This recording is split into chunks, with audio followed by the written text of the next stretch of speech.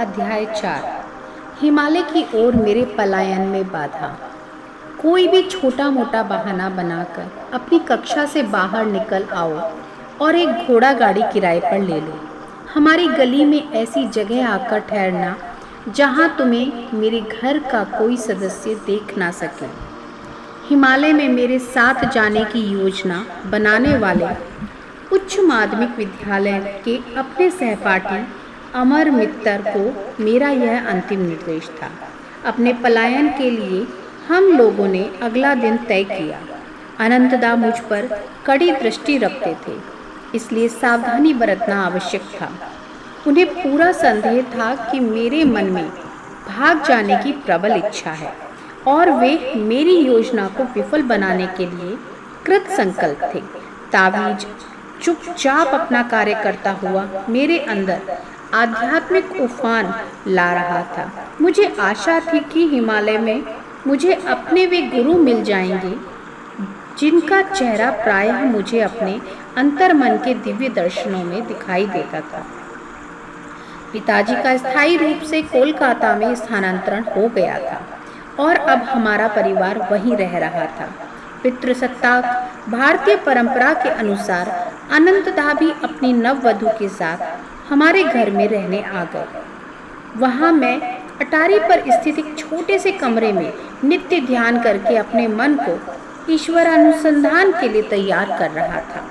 उस अविस्मरणीय दिन का उदय अमंगलकारी वर्षा के साथ हुआ। सड़क पर अमर की घोड़ा गाड़ी की आवाज़ सुनते ही मैंने जल्दी जल्दी एक कंबल में एक जोड़ा खड़ाऊ, 2 कॉपीन, एक जपमाला, लहड़ी महर्षि की फोटो और भगवत गीता की एक प्रति को बांध लिया। इस पोटली को मैंने तीसरी मंजिल की अपनी खिड़की से नीचे फेंक दिया और भागते हुए सीढ़ियों से नीचे उतरा और द्वार पर मछली खरीद रहे चाचा जी की बगल से आगे बढ़ गया। क्या जल्दी है? उन्होंने संशय दृष्टि से मुझे ऊपर से नीचे तक देखा। बिना कोई उत्तर दिए एक उदासीन मुस्कान के साथ उनकी ओर देखते हुए मैं गली की ओर चल पड़ा। अपनी पोटली उठाकर षड्यंत्रकारी सावधानी बरतता हुआ मैं अमर से जा मिला। हम गाड़ी में बैठकर शहर के एक बाजार क्षेत्र चांदनी चौक में गए। अंग्रेजी पोशाक खरीदने के लिए हम कई महीनों से अपने प्रतिदिन जलपान के लिए मिलने वाले थोड़े थोड़े पैसे बचाते आए थे। हम जानते थे कि मेरे चालाक भाई एक गुप्तचर की भूमिका निभा सकते हैं, इसलिए यूरोपियन पोशाक पहनकर हम उन्हें चकमा देना चाहते थे।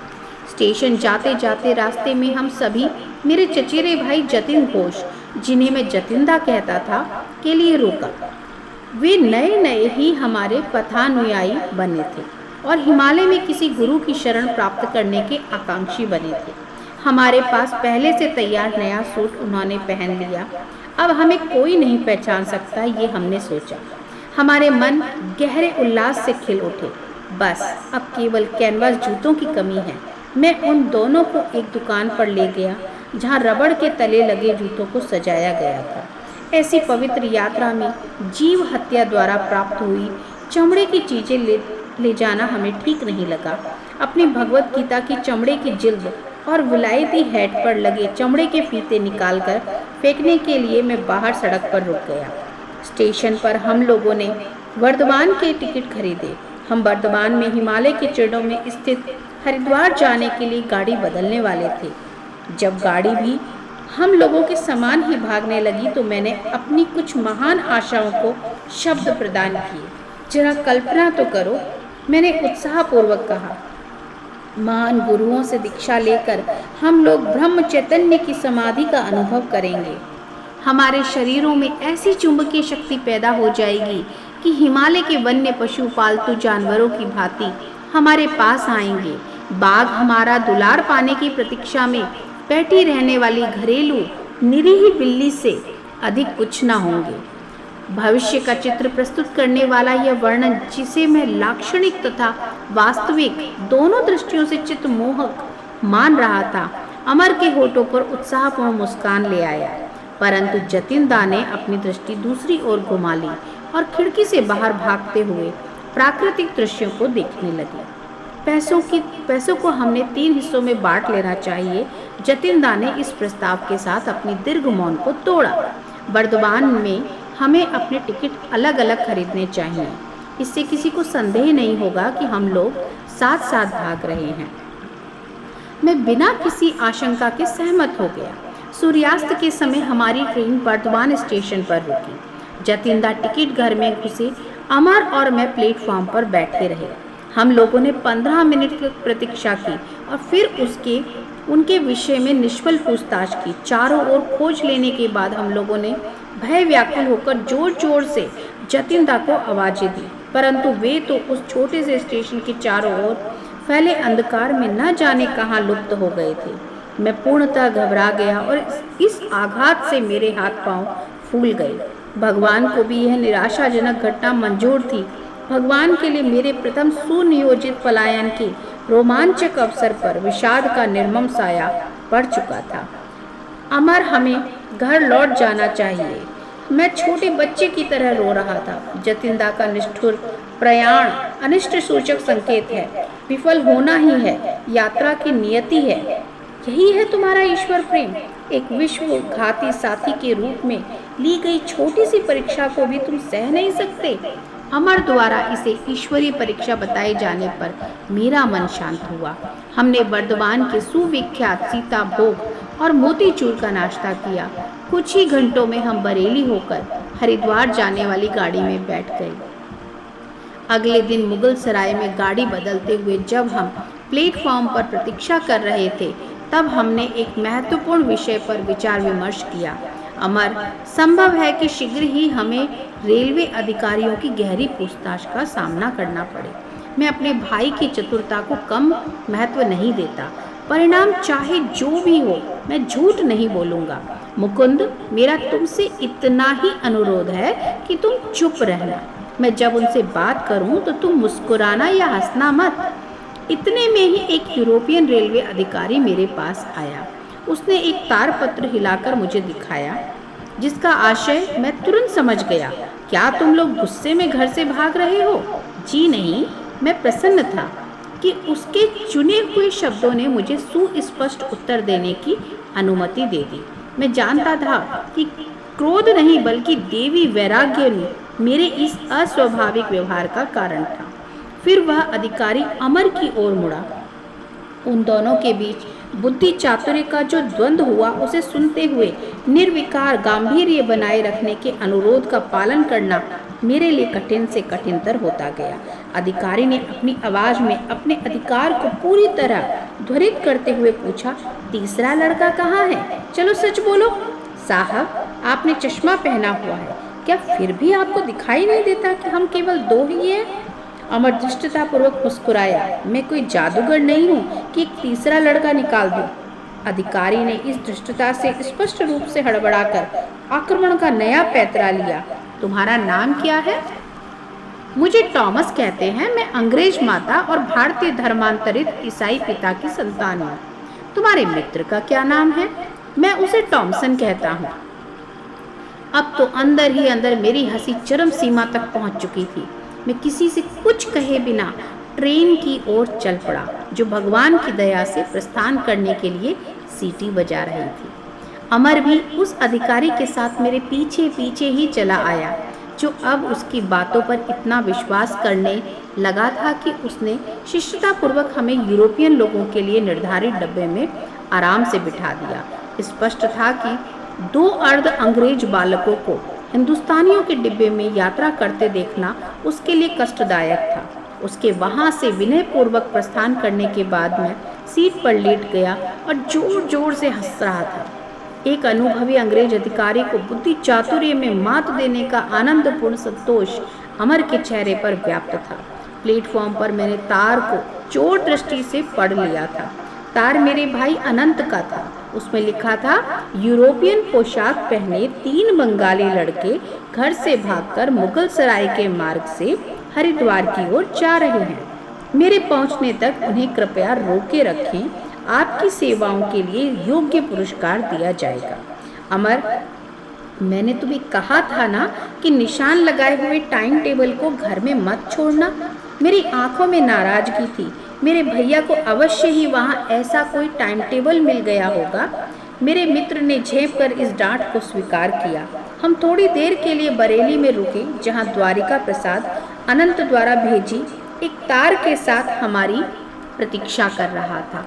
द्वारिका ने हमें रोक रखने का पूरा भरसक प्रयास किया, किंतु मैंने उसे अच्छी तरह विश्वास दिला दिया कि हमने यह पलायन हंसी मजाक के तौर पर शुरू नहीं किया था।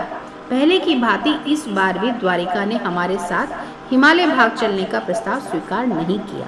उसी रात जब हमारी गाड़ी एक स्टेशन पर खड़ी थी और मैं अर्धनिद्रित अवस्था में था, आधी नींद में था, तब पूछताछ करते हुए एक अधिकारी ने आकर अमर को जगा दिया।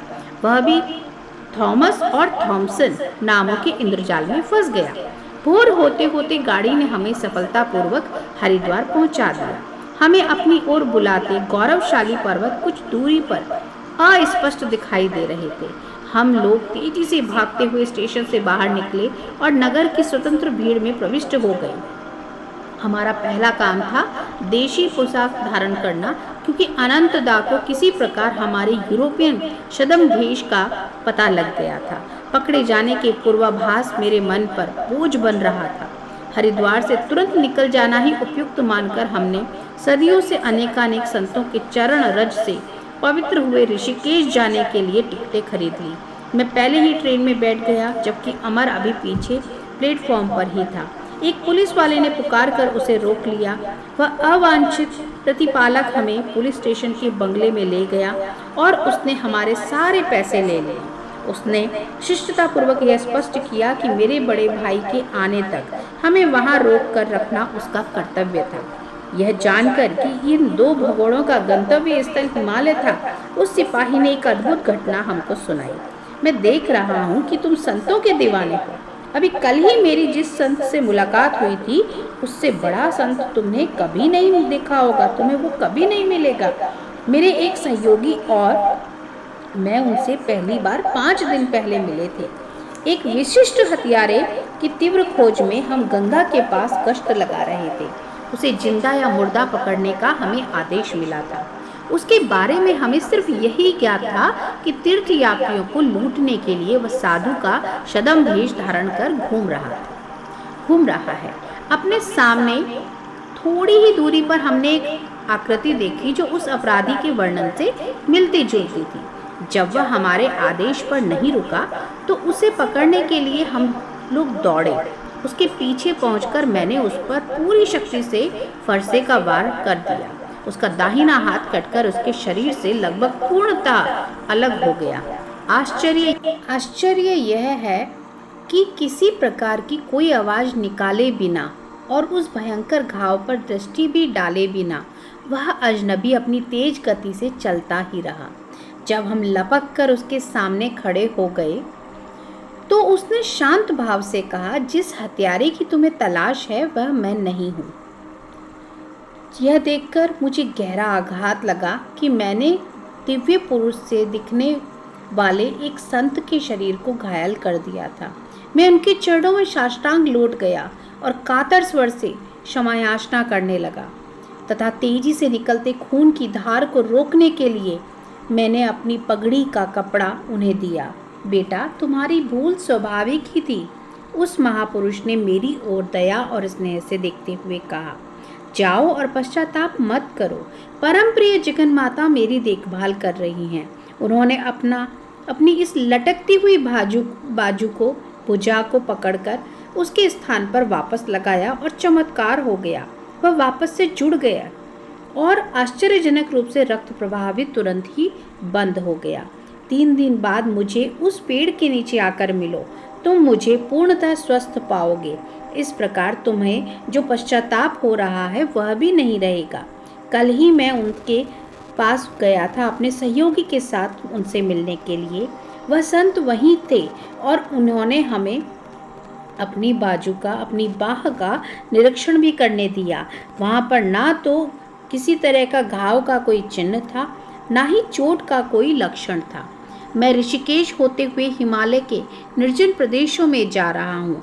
महात्मा ने वहाँ से तुरंत प्रस्थान करते हुए हमें आशीर्वाद दिया। मुझे लगता है कि उनकी पवित्रता से मेरा ये जीवन भी उन्नत हो गया है। उस अफसर ने पवित्र उद्गार के साथ अपनी कथा समाप्त की। उसके अनुभव ने स्पष्टतया उसके भीतर की नई गहराइयों को छू लिया था। एक प्रभावशाली ढंग से उसने उस चमत्कार के संबंध में छपी हुई समाचार पत्र की कतरन भी मुझे दी।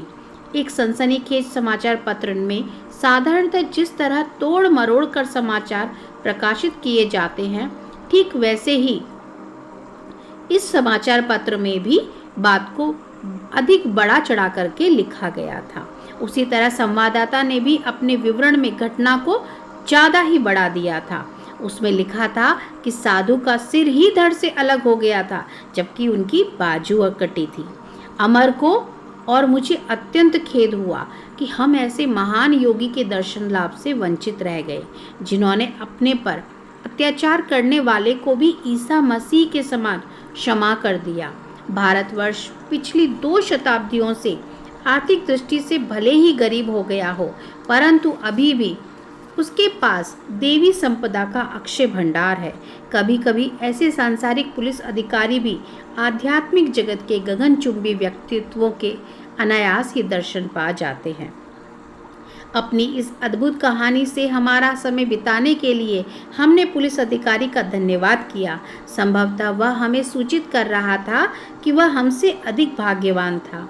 उसे अनायास ही एक आत्मज्ञानी संत के दर्शन जो हो गए थे, जबकि हमारी उत्कट खोज ने हमें किसी सिद्ध पुरुष के चरणों में नहीं, बल्कि एक घटिया से पुलिस स्टेशन में पहुंचा दिया था। हिमालय के कितने निकट, किंतु फिर भी बंधन में होने के कारण कितने दूर। मैंने अमर से कहा कि इस बंधन से मुक्त होने के लिए मेरा मन दुगने उत्साह से जोर मार रहा है। अवसर मिलते ही यहाँ से खिसक चलें। पुण्य तीर्थ ऋषिकेश तक तो हम पैदल भी जा सकते हैं।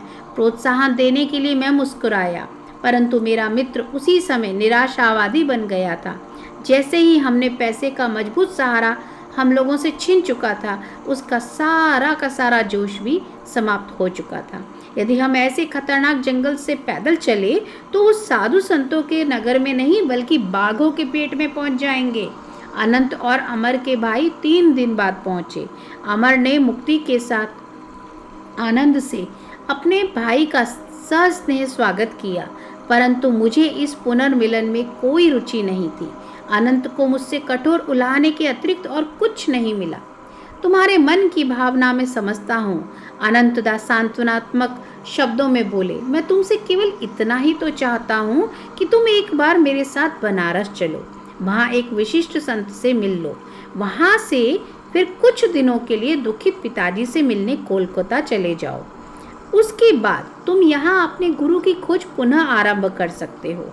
यहाँ पर अमर हमारे वार्तालाप में टपक पड़ा। उसने कहा कि मेरे साथ पुनः हरिद्वार आने का उसका अब कोई इरादा नहीं है। वह पारिवारिक स्नेह सुधा का उपभोग कर रहा था, परंतु मुझे विश्वास था कि मैं कभी भी अपने गुरु की खोज का परित्याग नहीं करूँगा। हमारी मंडली बनारस के लिए रेलगाड़ी पर सवार हो गई। वहाँ मुझे अपनी प्रार्थना का एक अद्भुत और प्रत्यक्ष उत्तर मिल गया। अनंतदा ने पहले से ही एक कौशलपूर्ण व्यूह रचना कर रखी थी। हरिद्वार में मुझसे मिलने से पहले वे बनारस में उतर गए थे और वहाँ उन्होंने एक शास्त्र पंडित से मिलकर मुझे उससे उपदेश दिलाने की व्यवस्था कर रखी थी। पंडित और उसके सुपुत्र ने भी मुझे संन्यास पद से विरत कर देने का प्रयास करने का अनंतदा को वचन दे रखा था। अनंतदा मुझे अपने घर ले गए, अपने साथ उनके घर ले गए।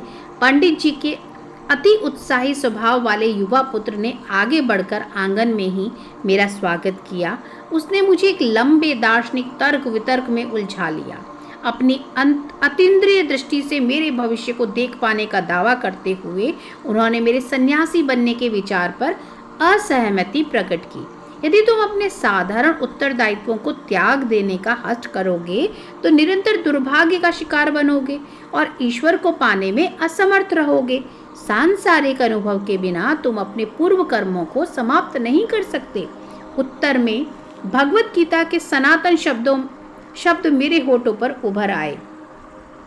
यदि कोई अतिशय दुराचारी भी अनन्य भाव से मुझे भजता है तो उसके पीछे दुष्कर्मों का प्रभाव शीघ्र ही नष्ट हो जाता है। महात्मा बनकर वह शीघ्र शाश्वत शांति को प्राप्त करता है। हे कुंती पुत्र, तुम यह निश्चित रूप से जान लो, जो भक्त मुझ में पूर्ण विश्वास रखता है उसका कभी भी विनाश नहीं होता। किंतु उस युवक द्वारा दृढ़तापूर्वक की गई भविष्यवाणी ने मेरे विश्वास को थोड़ा सा हिला दिया था। अपने हृदय की पूर्ण भक्ति से मैंने मन ही मन ईश्वर से प्रार्थना की, अभी यहीं और इसी क्षण मेरी सारी व्यग्रता को दूर कर मुझे उत्तर दो। तुम क्या चाहते हो? मैं सन्यासी का जीवन व्यतीत करूं या सांसारी मनुष्य का? पंडित जी के घर की चार दीवारी के निकट ही बाहर मैंने एक उदात्त बदन साधु को खड़े देखा। स्पष्टतया उन्होंने मेरे और स्वघोषित दिव्य दृष्टा के बीच का वार्तालाप सुन लिया था, क्योंकि उन्होंने अपरिचित होते हुए भी मुझे अपने पास बुलाया। उनके प्रशांत नेत्रों से मैंने एक प्रचंड शक्ति को प्रवाहित होते हुए अनुभव किया। वत्स, उस मूढ़ की बातें मत सुनो। तुम्हारी प्रार्थना के प्रति उत्तर स्वरूप ईश्वर मुझे तुम्हें ये आश्वासन देने का निर्देश दे रहे हैं कि तुम्हारे जीवन का एकमेव मार्ग संन्यास ही है। विस्मय और कृतज्ञता के साथ इस निर्णायक संदेश पर मैं प्रसन्नता से मुस्कुराया। उस आदमी से दूर होकर इधर चले आओ। आंगन से वह मूढ़ मुझे बुला रहा था। मेरे उस सत्वत मार्गदर्शक ने आशीर्वाद मुद्रा में हाथ उठाया और वे धीरे धीरे चले गए। वह साधु भी तुम्हारे समान पागल ही है। यह मनोज्ञ टिप्पणी करने वाले श्वेत केशधारी पंडित जी थे। वे और उनके सुपुत्र मेरी ओर सोचनीय दृष्टि से देख रहे थे।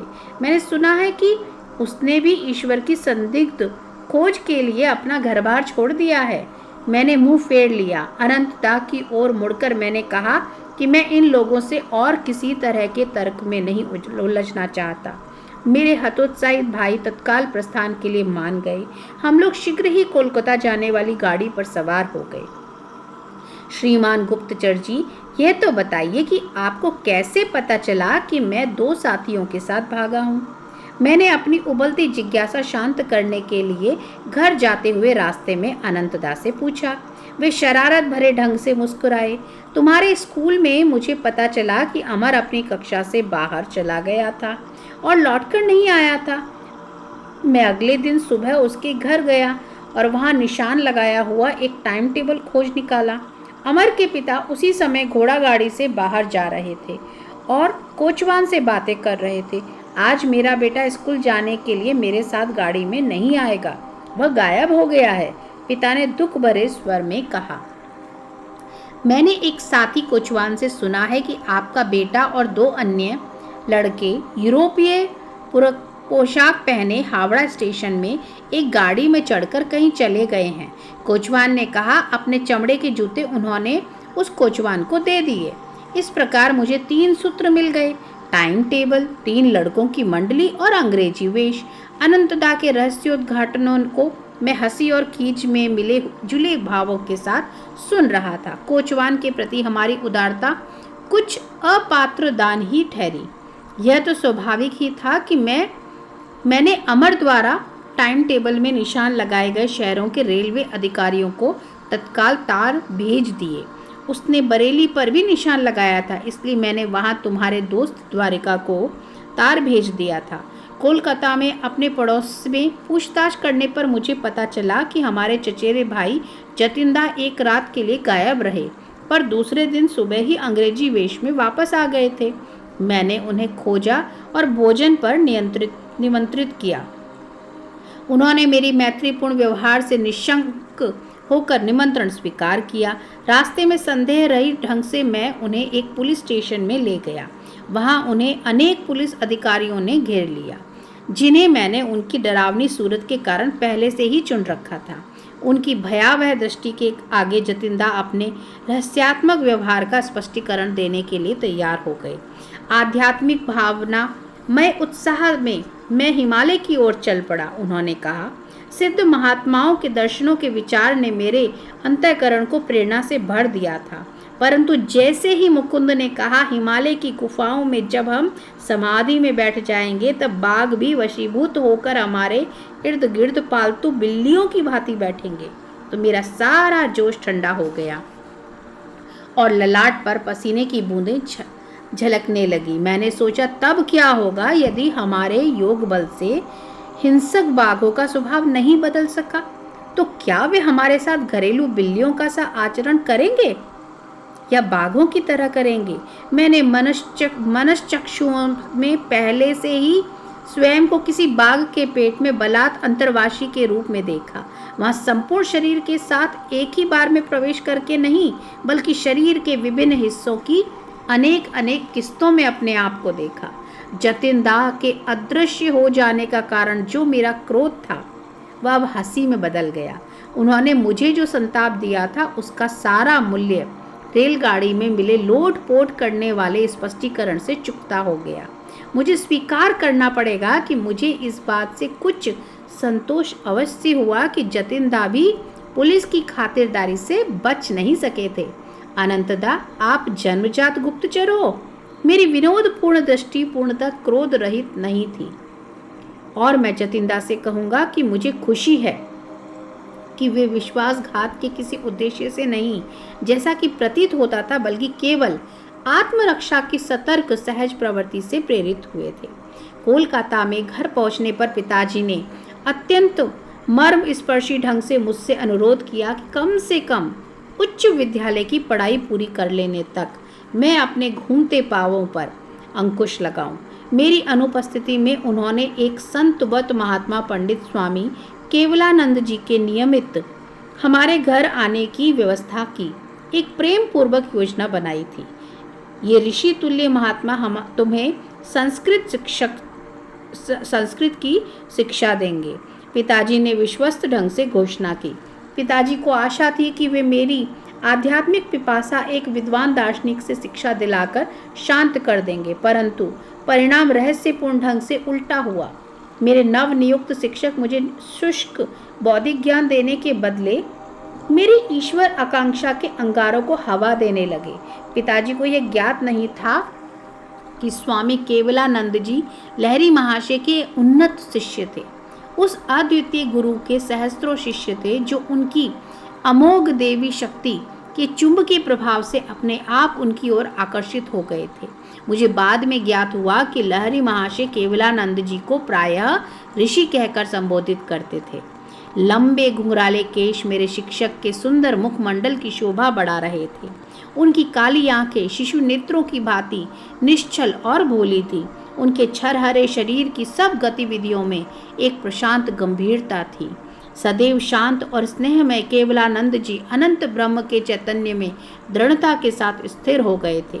हम दोनों के सहवास के अनेक आनंदमय प्रहर गहरे क्रिया योग ध्यान में बीतते थे। केवलानंद जी प्राचीन शास्त्रों के सुप्रतिष्ठित पंडित थे।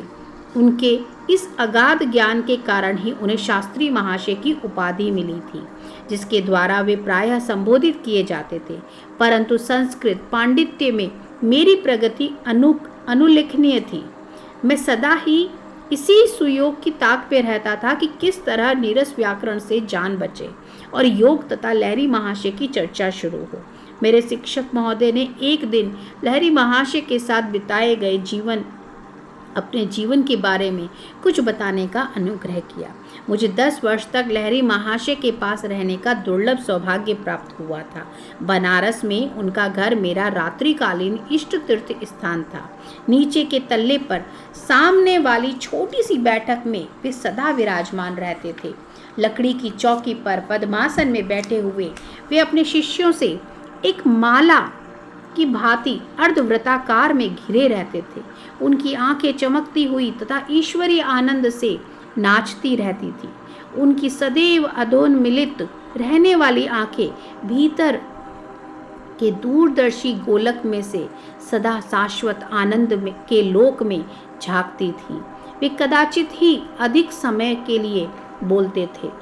यदा कदा उनकी दृष्टि किसी ऐसे शिष्य पर केंद्रित हो जाती जिसे सहायता की आवश्यकता होती थी, तब शांतिप्रद वचन उनके मुख से प्रकाश के हिमप्रपात की भांति झरने लगते। गुरुदेव के एक दृष्टिपात मात्र से मेरे अंदर तक अवर्णनीय शांति खिल उठती थी। मैं उनकी सुगंध से भर जाता था, जैसे वह अनंत के किसी पद्म की सुगंध हो। उनके साथ अनेकानेक दिनों तक एक शब्द भी बोले बिना रहना एक ऐसा अनुभव था जो मेरे संपूर्ण अस्तित्व को परिवर्तित कर देता। यदि मेरी एकाग्रता में कोई अदृश्य बाधा आ खड़ी होती तो गुरु के चरणों में ध्यान करने बैठ जाता। वहाँ सबसे सूक्ष्म अवस्थाओं का भी मुझे सहज बोध हो जाता। ऐसी अनुभूतियाँ मुझे निम्नतर कोटि के गुरुओं के सानिध्य में नहीं होती थी। गुरुदेव ईश्वर के सजीव मंदिर थे, जिनके गुप्त द्वार भक्ति के माध्यम से सभी शिष्यों के लिए खुले रहते थे। लहड़ी महाशय शास्त्रों के पुस्तकीय टीकाकार नहीं थे। वे सहज ही देवी पुस्तकालय में डुबकी लगा लेते थे। शब्दों का फेन और विचारों की फुहारें उनकी सर्वज्ञता के फुवारे से फूट पड़ते थे। वेदों में युगों पहले अस्तमान हुए गहन दर्शनों के विज्ञान के रहस्यों को खोलने का अद्भुत कौशल उन्हें प्राप्त था। प्राचीन शास्त्रों में उल्लिखित चेतना की विविध स्तरों को समझने का अनुरोध करने पर वे मुस्कुराकर स्वीकार कर लेते थे। मैं अभी उन अवस्थाओं में प्रवेश करता हूँ और अपनी अनुभूतियाँ तुम्हें बताता हूँ। इस प्रकार वे उन गुरुओं से बल्कि बिल्कुल विपरीत थे जो शास्त्रों को कंठस्थ करे बिना किसी वास्तविक अनुभूति की अपने कल्पना से उनका अर्थ बताते थे। श्लोकों का अर्थ तुम्हें जिस रूप में समझ आए उसी प्रकार उनकी व्याख्या करो। मितभाषी गुरुदेव प्रायः अपने पास बैठे किसी शिष्य को यह निर्देश देते, मैं तुम्हारे विचारों को परिचालित करूँगा ताकि सही अर्थ तुम्हारे मुख से उच्चारित हो। इस प्रकार लहरी महाशय की अनेक अनुभूतियों को उनके विभिन्न शिष्यों ने विस्तृत भाष्यों सहित लिपिबद्ध कर लिया। किसी बात पर आंख बंद कर विश्वास कर लेने की सलाह गुरुवर कभी नहीं देते थे। शब्द खोखले हैं। वे कहते थे, ईश्वर की उपस्थिति के दृढ़ विश्वास को ध्यान में अपने परमानंदमय संपर्क से प्राप्त करो। शिष्य की समस्या चाहे जो भी हो, उसके समाधान के लिए गुरुदेव क्रिया योग के अभ्यास का ही परामर्श देते थे। तुम्हारा मार्गदर्शन करने के लिए जब मैं इस शरीर में नहीं रहूँगा, तब भी इस यौगिक कुंजी का सामर्थ्य कम नहीं होगा। यह प्रविधि भव्य प्रेरणाओं की तरह जिल्द बांधकर अलमारी में रखकर भूल जाने की वस्तु नहीं है।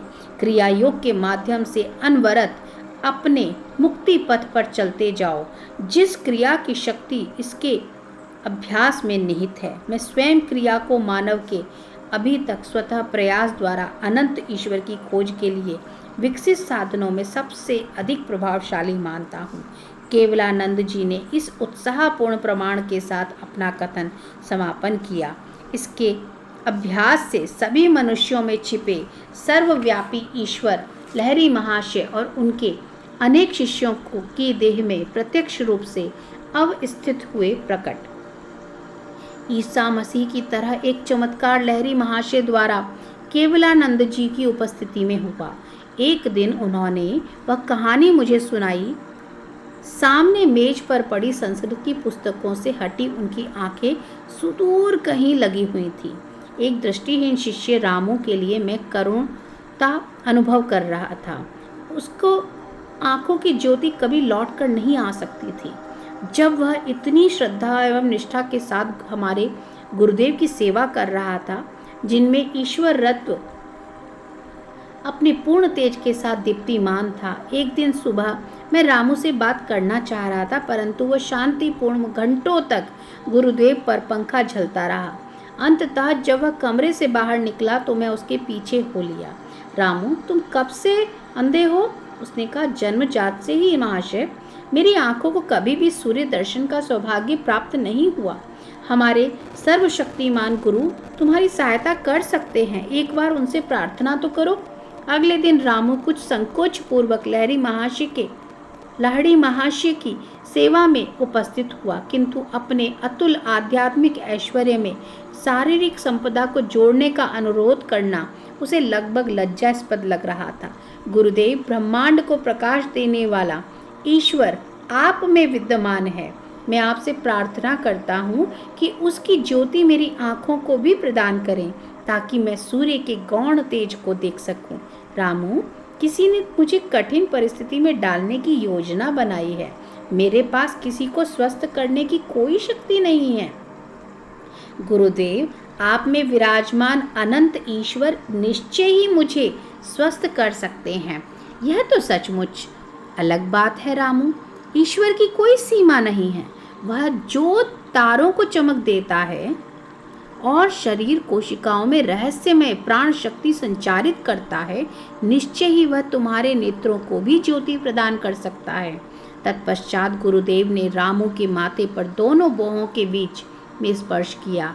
अपने मन को यहाँ केंद्रित रखो और 7 दिनों तक बारंबार राम नाम का जाप करो। सूर्य का वैभव तुम्हारे लिए विशेष उषा काल का दृश्य प्रस्तुत करेगा। और 1 सप्ताह में ठीक ऐसा ही हुआ। रामू ने प्रकृति के सुंदर रूप को प्रथम बार देखा। सर्वज्ञ गुरुदेव ने अपने शिष्य को राम नाम जपने का आदेश दिया, क्योंकि राम ही उसके इष्ट देवता थे। रामू के विश्वास ने भक्ति से जीती हुई जमीन का काम किया, जिसमें गुरुदेव का स्थायी रूप से स्वस्थ कर देने वाला शक्तिशाली बीज अंकुरित हो गया। केवलानंद जी ने क्षण भर मौन रहने के बाद गुरु के चरणों में एक और श्रद्धा सुमन अर्पित किया। लहड़ी महाशय ने जितने भी चमत्कार किए, उन सब में एक बात स्पष्ट रूप से पता चलती थी कि उन्होंने अहम तत्व को कभी भी स्वयं को कारण तत्व या कर्ता नहीं मानने दिया। सर्वोच्च रोग निवारक शक्ति अर्थात ईश्वर के प्रति पूर्ण आत्मसमर्पण के कारण गुरुदेव उस शक्ति का अपने में से मुक्त रूप से प्रवाहित होना सुलभ बना देते थे। लहड़ी महाशय ने जिन अनेकानेक शरीरों को चमत्कारपूर्ण ढंग से स्वस्थ किया, उन्हें अंततः चिताग्नि की ज्वालाओं का भक्ष्य बनना ही पड़ा। परंतु उन्होंने लोगों के अंतर में जो आध्यात्मिक जागृति उत्पन्न की, जो ईशा समान शिष्य तैयार किए, वही उनके अजरामर चमत्कार हैं। मैं संस्कृत का विद्वान कभी नहीं बना। केवलानंद जी ने मुझे उससे भी भव्य दिव्य भाषा पढ़ा दी। जय गुरु।